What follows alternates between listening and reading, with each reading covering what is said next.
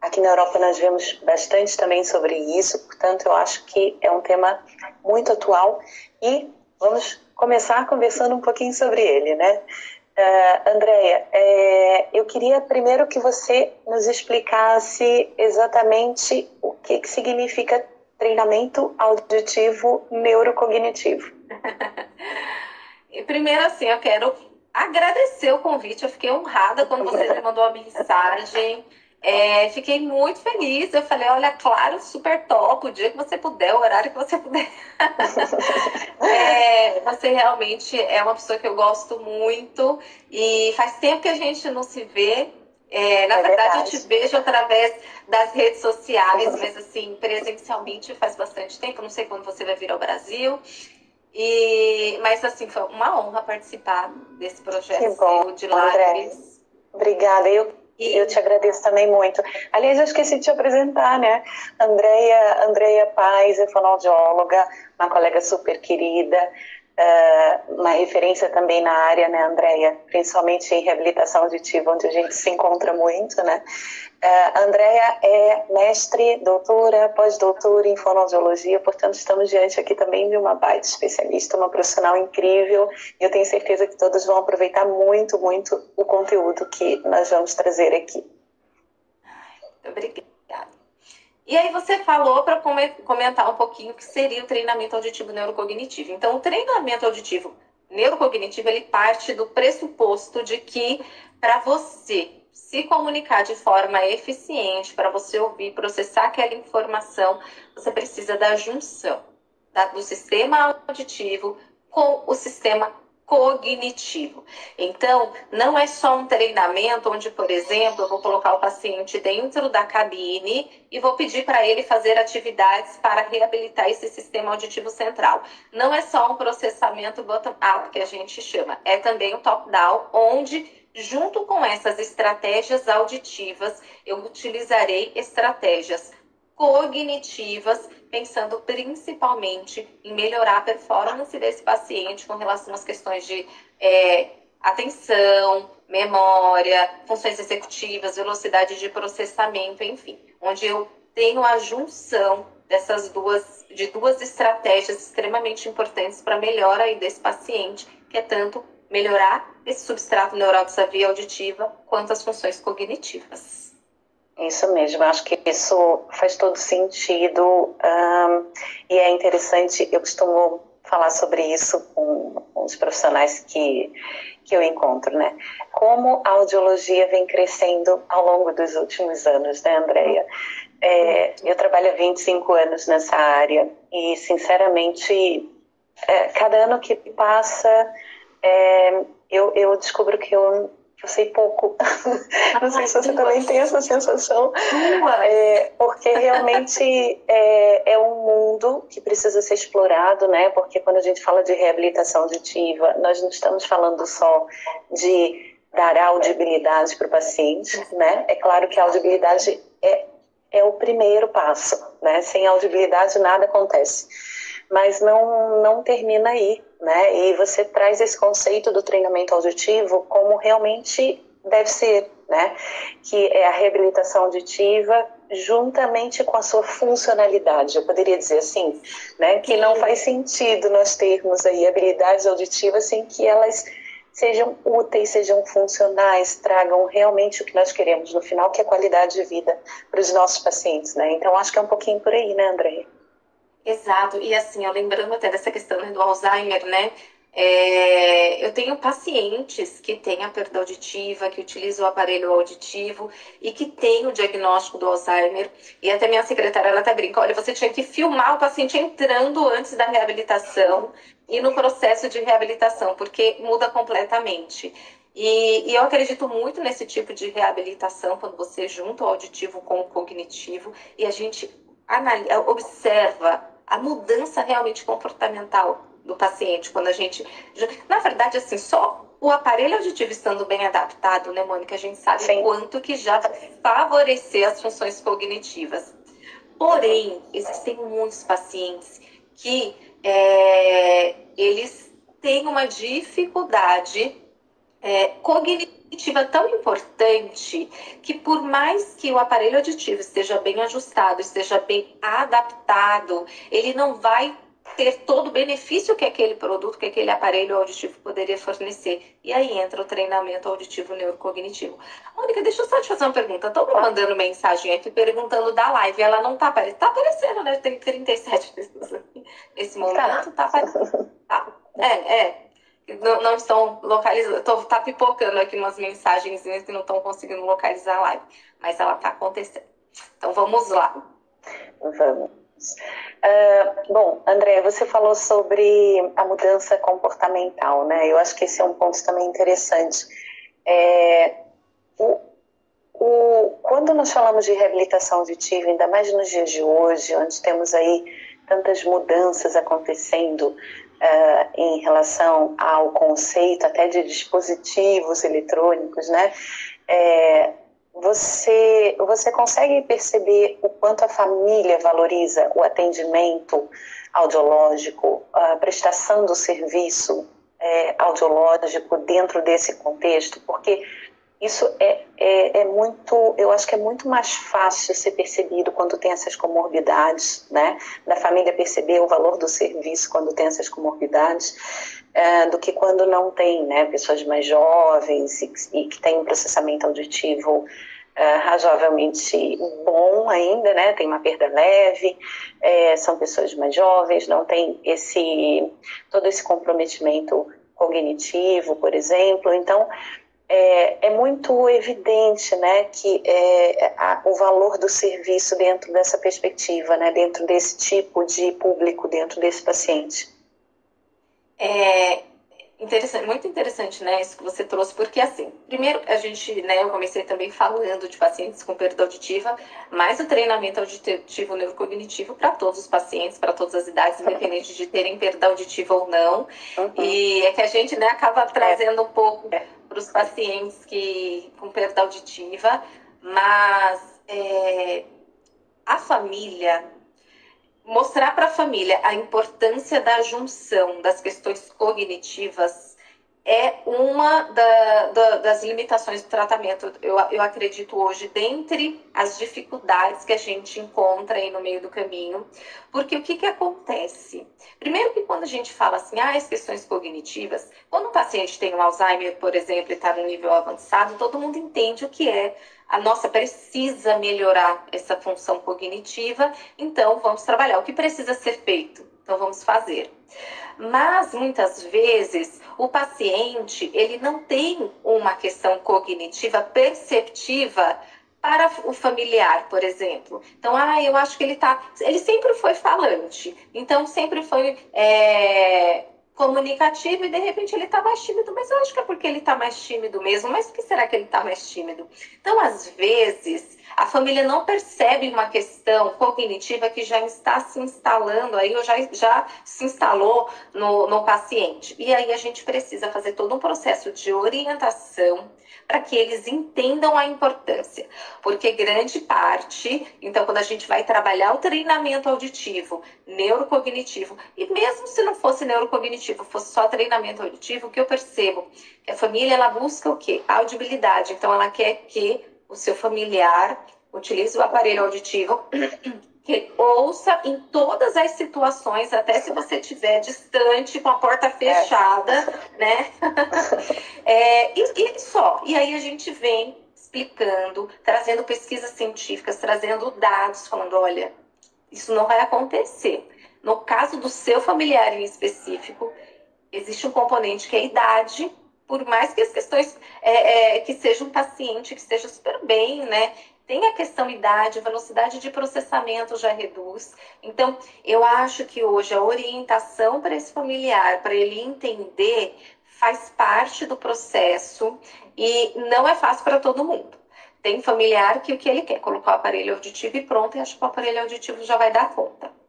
Quando é com criança, é mais fácil, principalmente, vamos pensar só no treinamento auditivo, uma criança com transtorno do processamento.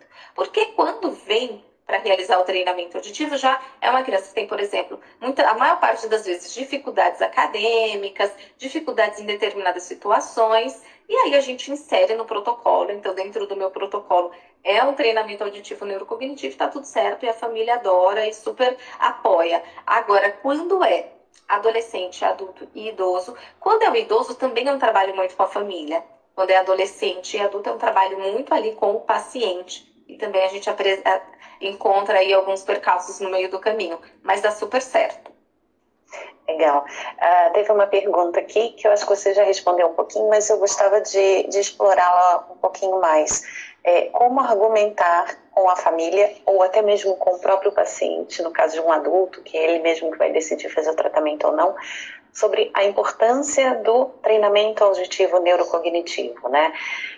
Eu acho que nós temos utilizado as evidências científicas dos últimos anos cada vez mais para criar um senso de urgência na reabilitação auditiva, né? Independente da idade do paciente, independente do grau da perda, enfim.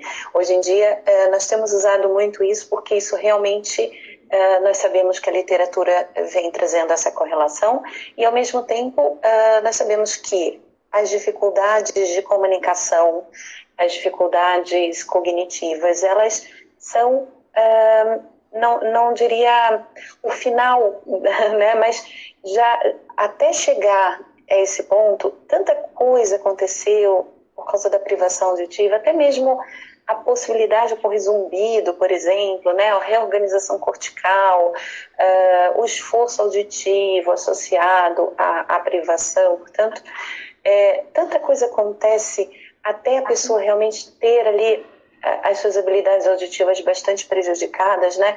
Então, nós temos utilizado esses argumentos e as pessoas têm entendido. Eu acho que é um argumento para tomada de ação, né? Para as pessoas se conscientizarem da importância da reabilitação auditiva.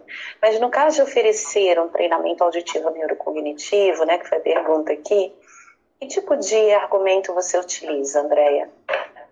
Então, eu recebo dois tipos de público, o que já vem, né, para o treinamento, que passou por um processo aí. Vamos pensar aqui no paciente com perda auditiva, né, um idoso com perda auditiva, por exemplo. Porque quando é uma pessoa que já tem um transtorno do processamento, ele já chega para o processo de reabilitação. Mas, quando é um paciente que não é meu, quando ele vem para o treinamento auditivo ou ele vem satisfeito com o uso do aparelho auditivo, já foi feito aí algum trabalho e ele já está há muito tempo. Por exemplo, eu recebi um paciente recentemente, ele usou o aparelho há 6 anos e há 6 anos ele não se adapta bem. E já trocou de marca, já trocou de profissional, já trocou de um monte de coisa. Então, assim, depois de muito tempo, ele entendeu. E quando eu conversei com a fonoaudióloga, ela falou, olha, faz muito tempo que a gente fala para ele. Então, no caso, muitas vezes é pela dor, né? Digamos assim. Estou falando de um caso que já veio de muito tempo. Mas quando é um paciente meu, como que eu explico para ele? Porque primeiro o paciente precisa entender que ele precisa. Eu utilizo questionários, eu utilizo pesquisa científica. Então, por exemplo, o MoCA, né, o Minimental, eu utilizo alguns questionários de benefício com o uso dos aparelhos auditivos. Então, eu mostro, olha o quanto que o seu aparelho auditivo ele está ajustado realmente para suas necessidades, para sua perda auditiva, mas você continua com esse grau de dificuldade. Aí eu utilizo os questionários relacionados aos rastreios cognitivos. Utilizo estratégias de treinamento auditivo, onde eu coloco o paciente na cabine e aplico alguns testes. Eu falo, olha a sua performance nesses testes, de acordo com o que você consegue dar, você não vai conseguir se comunicar de forma eficiente com os aparelhos auditivos. Então, eu faço uma junção ali de estratégias, tanto relacionadas aos questionários, dentre eles de rastreio cognitivo e de benefício com o uso do aparelho auditivo, com pesquisa científica e com atividades que eu realizo no consultório para ele entender realmente que ele tem dificuldade. E depois eu chamo a família e falo, olha, essas dificuldades que o seu familiar tem, não importa se eu colocar o aparelho auditivo mais caro que tem no mercado, ele vai continuar com essas mesmas dificuldades, porque são advindas de um sistema auditivo central ineficiente, de uma questão cognitiva aí que já está se apresentando. Então, a gente precisa fazer essa intervenção. Muitas vezes, Mônica, é importante falar, eu encaminho o paciente para o geriatra, eu encaminho para avaliação neuropsicológica. Então, por exemplo, também é importante a gente saber que nem tudo é via auditiva, nem tudo é cognição. Às vezes é falta de vitamina, por exemplo. Então, a gente precisa ter um olhar para isso. Então, às vezes, uma falta de vitamina B12, quando o paciente começa a suplementar, já faz uma diferença gigantesca. Uma falta de vitamina D já faz muita diferença ali no comportamento do paciente. Então, às vezes, eu preciso... E eu tenho pacientes mais resistentes. Eu falo, olha, então vamos fazer uma avaliação neuropsicológica. Às vezes, eles preferem do que fazer um treinamento auditivo, porque, eu acho que eu não tenho nada cognitivo. E aí, na avaliação neuropsicológica também vai mostrar, mas eu acho que 50%, se eu fosse pensar aqui, não li pesquisa falando disso, tá? Mas se eu pensar nos meus pacientes, eu acho que 50% é muito tranquilo quando eu falo que precisa fazer o treinamento, e os outros 50% eles são bem resistentes, porque eles realmente acreditam assim, eu fiz um investimento nessa tecnologia, então eu quero que ela dê conta, e aí fica mais difícil, aí a gente precisa dessas outras estratégias para explicar que, ok, a tecnologia ela é muito boa, ela está funcionando de forma adequada, está ajustado para a sua perda, mas o seu cognitivo, o seu sistema auditivo central que não está dando conta e a gente precisa reabilitar. Até para acelerar o processo, né, André? Eu queria te ouvir também um pouquinho sobre isso. Eu estava aqui te ouvindo e estava pensando. Os pacientes que têm uma boa condição dentro ali, né, de toda a sua condição fisiológica, neurofisiológica também, né, da perda auditiva, mas os que têm uma boa condição de lidarem com o som novo que estão escutando, né, estão com uma boa audibilidade a partir da reabilitação auditiva, do uso de dispositivos e já começam a processar o som de forma diferente, ou seja, vão treinando ali aquelas habilidades auditivas com o uso dos aparelhos auditivos mesmo, né, nós sabemos que isso acontece. Esses pacientes, eles vão melhorando ao longo do tempo, né, a sua performance, justamente porque voltaram a ouvir o som, eles têm uma boa capacidade de processar esses sons e começam a reorganizar, etc. Então, nós sabemos que tem pessoas hábeis o suficiente para começarem a voltar a treinar as suas habilidades auditivas a partir do momento que tem uma boa audibilidade, né? Mas tem outros pacientes que, por mais que recebam, tenham essa boa audibilidade, eles não conseguem lidar muito bem com esses sons que estão recebendo, né? E aí que nós entramos, eu vou dizer a minha experiência, né? Aí que nós entramos com o encaminhamento de um treinamento auditivo mais formal, não só para ajudar a processar aqueles sons que eles estão recebendo, mas também acelerar o processo, até porque a expectativa costuma ser alta, né? Como você disse, o paciente, ele acredita que fez um investimento naquele tratamento alto e que ele quer realmente um retorno, enfim, e ele tem que ter um retorno, ele está certo disso, né? Mas eu acredito muito, muito no treinamento auditivo formal também para acelerar o processo de reabilitação auditiva, né? No caso do treinamento auditivo neurocognitivo, você acha que também tem esse objetivo de acelerar o processo? Super, eu quero até exemplificar com 2 casos que eu tive, que eles vieram para colocar o aparelho auditivo, inclusive foi um casal, foi muito bacana, e eles já falaram assim, eu sei que é difícil, eles já vieram com a cabeça de que era difícil porque eles ouviram de outras pessoas falando, é difícil se adaptar com o aparelho, porque isso acontece também, né? Então as pessoas já chegam muitas vezes com bastante resistência, e eles falaram, olha, eu sei que é difícil porque minha mãe não se adaptou, porque meu amigo não se adaptou, né? Mas a gente ouviu falar que tem um treinamento e a gente quer fazer, a gente já quer fazer tudo junto. E assim, eu acredito, Mônica, que o nosso cérebro, ele tem uma neuroplasticidade incrível. Isso tanto para o bem quanto para o mal, né? Sim. Então, o que acontece? Mesmo uma pessoa, no caso deles, eles tinham questões realmente que precisavam, né? Porque só de ter o processo natural de envelhecimento já traz uma questão de processamento e a perda auditiva, já são candidatos aí para o treinamento auditivo. De repente, para o que eles, para as expectativas deles, talvez eles não precisassem de treinamento auditivo, digamos assim.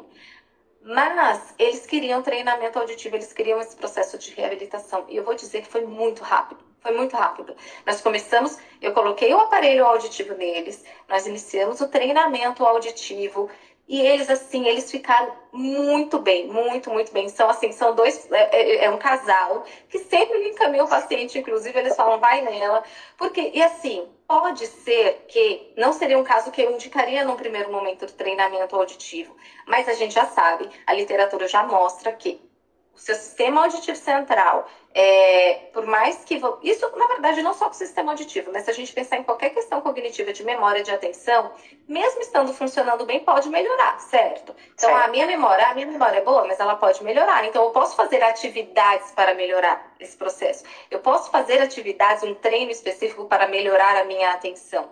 Então, se é um paciente idoso com perda auditiva e que tem um nível cognitivo bom, por que não também fazer um processo de treinamento auditivo nessas situações?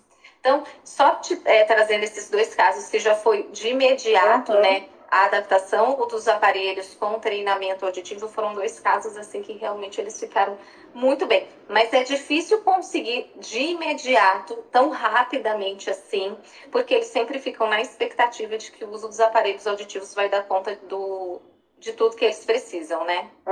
Mas com certeza acelera, Mônica, acelera bastante. E eu acho que cada vez mais temos que pensar realmente em implementar na nossa prática, quem trabalha com reabilitação auditiva, né? Implementar realmente protocolos de treinamento auditivo, sejam treinamentos auditivos puros, sejam treinamentos neurocognitivos, né? Eu acho que esse é inclusive o objetivo dessa live também, né, Andréia? Trazer um pouquinho dessa perspectiva para o profissional, o quanto ainda podemos fazer pelo nosso paciente, né? O quanto nós podemos fazer como profissionais, como audiologistas, porque o trabalho ele só começa na adaptação dos aparelhos, né? E não tem nenhum outro profissional que tenha capacidade e que possa desenvolver bem esse trabalho que não seja o fonoaudiólogo, o audiologista, né? Então, nós temos que nos apropriar disso realmente, desse conhecimento, estudar cada vez mais.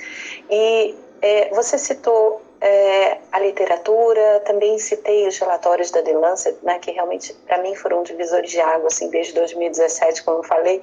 Eu até fiz um post aqui na Audiologia falando sobre isso na época. Mas eu queria saber de você se nós temos hoje em dia literatura que fala sobre a efetividade do treinamento auditivo neurocognitivo. Como é que estão os estudos sobre esse tema, Andréia? Você tem algum para citar aqui para gente? Tenho. Na verdade, assim, né, só voltando só um pouquinho, né, antes de entrar nisso que você falou, quando a gente vai fazer o treinamento auditivo, é super importante, né, só deixar claro que a gente vai realizar o treinamento auditivo do paciente. Primeiro, a gente tem que partir do que o paciente consegue fazer, do que o paciente consegue realizar, né? Então, por exemplo, se eu for trabalhar com esse paciente, fala na presença de ruído, né? Então, vou trabalhar a habilidade de figura fundo com o paciente. Eu preciso entender o que ele consegue dar e de acordo com as dificuldades do paciente. Eu não posso colocar uma relação sinal-ruído muito discrepante que o paciente não vai conseguir dar conta. E muitas vezes, Mônica, essa parte neurocognitiva eu vou começar um pouco depois do auditivo. Porque se ele não dá conta nem do auditivo, como que eu vou juntos... Tem uma hierarquia aí, né, Andréia? Tem uma hierarquia, né? Exato, existe uma hierarquia. Então, por exemplo, se a gente pensar em integração de dígitos para ficar mais fácil aqui para as pessoas. Então, vai vir 2 números aqui, 2 números aqui. Então, se o paciente ele já tem dificuldade de juntar esses 4 números e repetir, eu não posso, junto com esses 4 números, por exemplo, falar, olha, então agora Quando você ouvir, você vai apontar os números, você não vai mais falar. E você vai apontar o que você ouvir com a mão direita, o que ouvir da orelha direita com a mão direita e da esquerda com a esquerda. Ele não vai conseguir fazer isso, é muito difícil. Então, só trazendo aqui só que existe uma hierarquia, a gente precisa partir de onde o paciente consegue e muitas vezes a gente vai precisar separar só auditivo, só cognitivo, para depois conseguir fazer essa junção do neurocognitivo. Tá? A literatura ela mostra bastante, já tem cada vez tem trazido mais, né? Cada vez tem trazido mais essa questão da junção da cognição e todo o processo de reabilitação como um todo, né? De tudo isso tem sido muito bacana, trazendo essa parte da neuroplasticidade, do quanto que a neuroplasticidade ela